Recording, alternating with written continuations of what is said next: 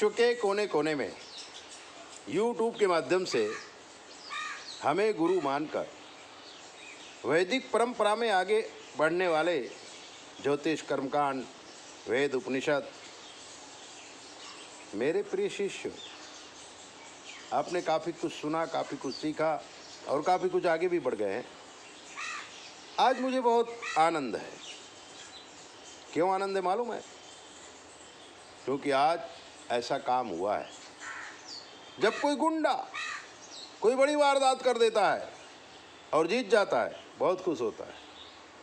लेकिन जब कोई सज्जन पुरुष कोई अच्छा काम करता है और जीत जाता है तो उसको बहुत मज़ा आती है। आज हमारे जीवन की एक घटना मैं आपको बता रहा हूँ। बात है चित्तौड़गढ़ के विद्या शर्मा की। विद्या शर्मा चित्तौड़गढ़ में पैदा हुई। पिताजी मार्बल का काम करते थे, लेकिन कोई बहुत नहीं चलता था, लेकिन सुखी थे, रोजी रोटी बराबर चलती थी।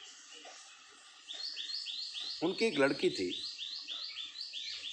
जो टीचर बनना चाहती थी और वो विद्या शर्मा एमए किया, बीएड किया, लेकिन नौकरी नहीं लग रही थी। परेशान थी बेचारी। काफ़ी दिनों तक इधर उधर भटकती रही, ऑफिसों के चक्कर काटती रही, फार्म भरती रही, लेकिन कहीं उसकी नौकरी नहीं लगी। तब उसके जीवन में एक लड़का आया जो राजस्थान का ही था, लेकिन थोड़ा उतरती जाति का था। वो भी टीचर की तैयारी ही कर रहा था और इसी उपलक्ष्य में दोनों के पहचान भी हुई, दोस्ती भी हुई। तो जवानी ऐसी होती है, अपोजिट व्यक्ति जीवन में आता है, आवश्यकताएं महसूस होती हैं। वो भी जवान था, विद्या भी जवान थी, दोनों का दिल मिल गया। और अब तो फार्म न भरना हो, इंटरव्यू न देना हो, तो कोई ना कोई बहाना करके विद्या घर से निकल जाती थी। दोनों मिलते थे, कभी जयपुर जाती, कभी कोटा जाती, कभी कहाँ जाती, कभी कहाँ जाती। दोनों का प्यार परवान चढ़ा। 1 साल हो गया। विद्या का राहु, शुक्र और शनि एक ही घर में बैठे थे, इसलिए उसके जीवन में ऐसा दुष्ट लड़का आ गया और उस लड़की ने उस पे विश्वास कर लिया। अब देखो क्या होता है। वो जो लड़का था वो विद्या को भरमा के ले गया किसी दूसरे शहर,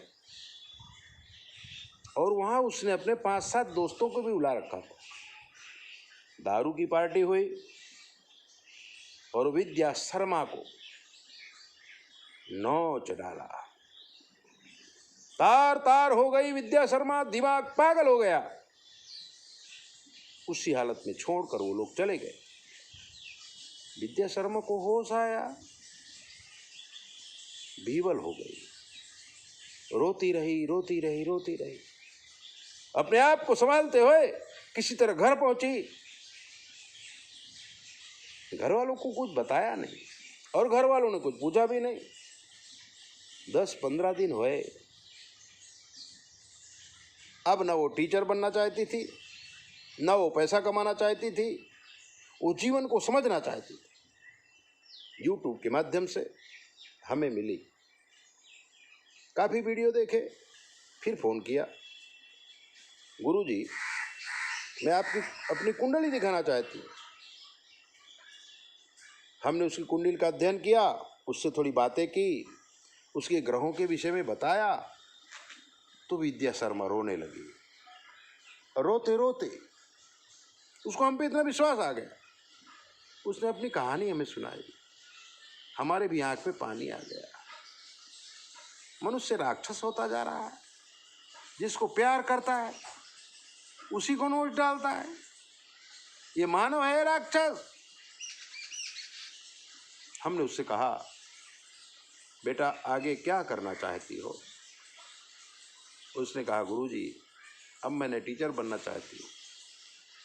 न मुझे कोई लोभ है, न मेरे दिल में कोई काम है।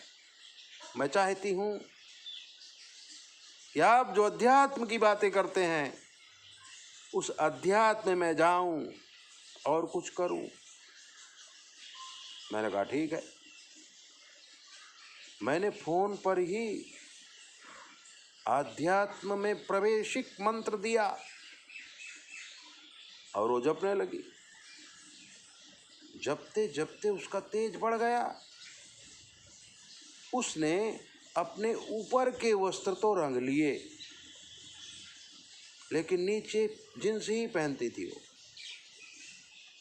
और सर पे एक दुपट्टा बांध लेती थी, रुद्राक्ष का माला धारण करती थी, और अध्यात्म में उसका ऐसा मन लगा कि वो तो बहुत तपस्वी बन गई। और आज सुबह अचानक वो अहमदाबाद, हमारा आश्रम गुप्तेश्वर पीठ अहमदाबाद में आई। हम तो उठे भी नहीं थे। हमारा शिष्य गड़बड़दास आया, बोले गुरुजी कोई मिलने आया। हमने उसको फोटो देखी थी, लेकिन वो फोटो पूर्व काल थी।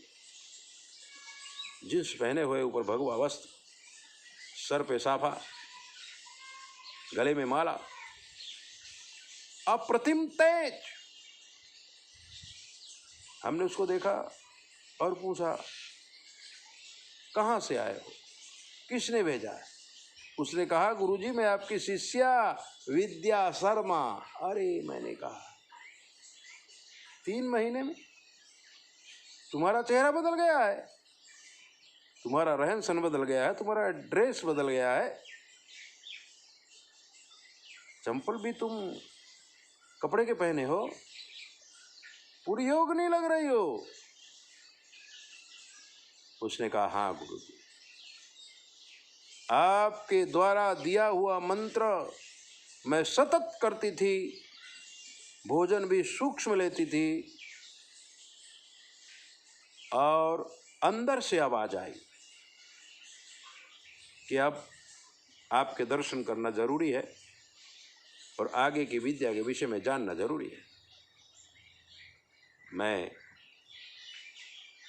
घर में बोल के आई हूँ कि मैं जा रही हूँ, कब आऊँगी इसका कोई ठिकाना नहीं है, आप आज्ञा करें, अब आगे क्या करना है। उसी समय यज्ञशाला के सामने बिठाकर मैंने उसको ब्रह्म विद्या का उपदेश किया और उसको कहा, भारत भ्रमण करो। और इतना सीखने के बाद ये विद्या शर्मा भारत भ्रमण के लिए निकल चुकी है। अब जब आएगी आगे की बात हम आपको बताएंगे। अध्यात्म में इतनी शक्ति है, पावर आ जाता है, और ये पावर आकाश से आता है। वो जो निरंजन निराकार ब्रह्म जो लय है, दुनिया में व्याप्त है, कण कण में व्याप्त है, वो स्टोर होने लगती है, और जब स्टोर हो जाती है तभी तो प्रगति होती है। और मूर्ख लोग मंत्रों का जाप करने लगते हैं, श्री सूक्त करते हैं, कोई कुंजिका करता है, कोई कुछ करता है, और अपने आप को सिद्ध बनने की कोशिश करते हैं, ऊपर से तकलीफ में आ जाते हैं। गुरु के मंत्र के बिना आगे नहीं बढ़ सकते हैं। ऐसे ही दिव्य मंत्रों को जानने के लिए चैनल को सब्सक्राइब करो, लाइक करो, और अगर आपके जीवन में कोई कष्ट है हमसे पूछ लो, शास्त्र के मत के अनुसार हम आपको जवाब देंगे, वो भी बिल्कुल फ्री। 9825200108 पर फ़ोन करके कुछ भी पूछिए। जय बोले, अपना ध्यान रखो।